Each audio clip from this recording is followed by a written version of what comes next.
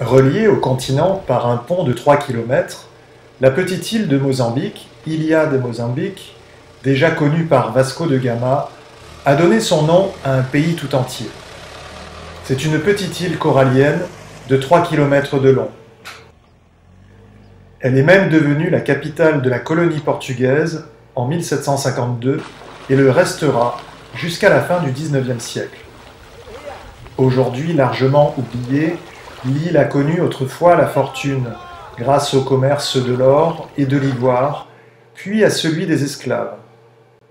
De tous les pays d'Afrique, le Mozambique fut un des plus durement touchés par la traite des Noirs.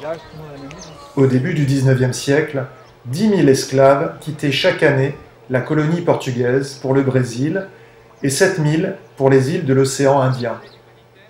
En dépit de l'abolition de l'esclavage par le Portugal en 1836, la traite continuera sous une forme clandestine ou déguisée jusqu'au XXe siècle.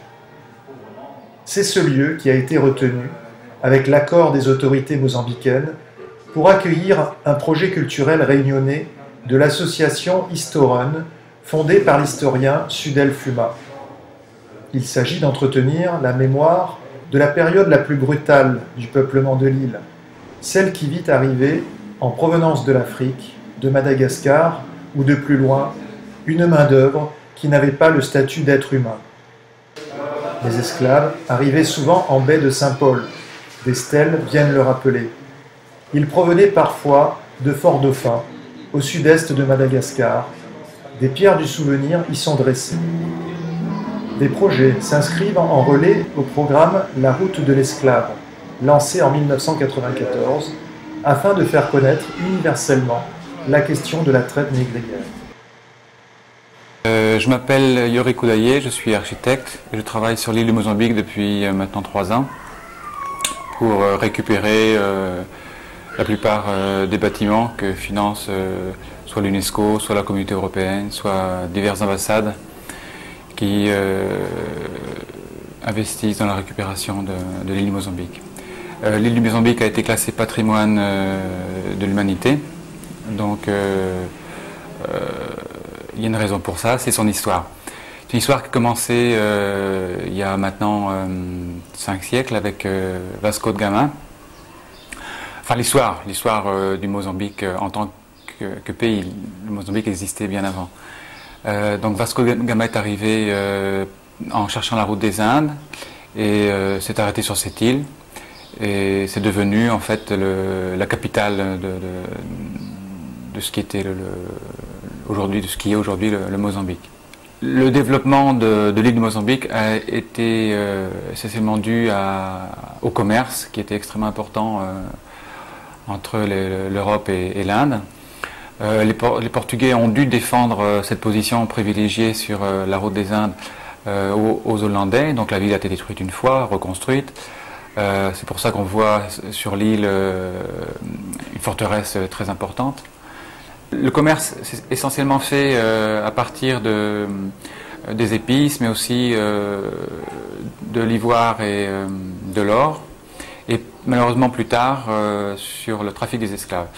Ça correspondait à l'époque à la conquête des Hollandais de l'Angola et du Congo. En 1975, le Mozambique est devenu indépendant.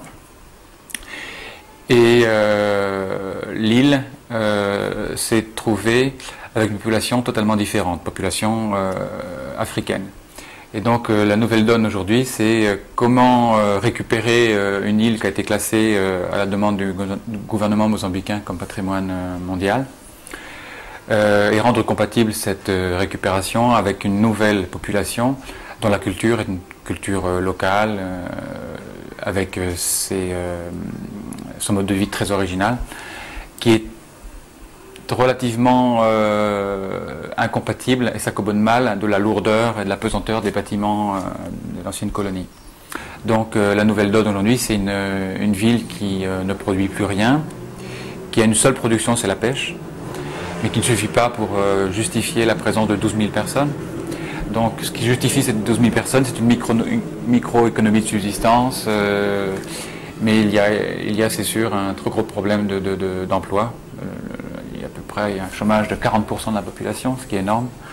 Heureusement, les gens ont une simplicité de vie qui fait qu'ils se satisfont de ces situations, avec une joie de vivre qui est évidente lorsqu'on se promène dans l'île. L'UNESCO a accepté de classer l'île patrimoine de l'humanité, ce qui veut dire qu'il peut y avoir des fonds pour sauvegarder certains bâtiments, mais il est sûr que ce qu'il faudrait sauvegarder, c'est l'ensemble de l'île. Donc une des priorités de l'UNESCO est de développer les conditions économiques de cette île, donc favoriser tous les projets liés à la pêche, liés au développement aussi du continent avec l'agriculture, etc.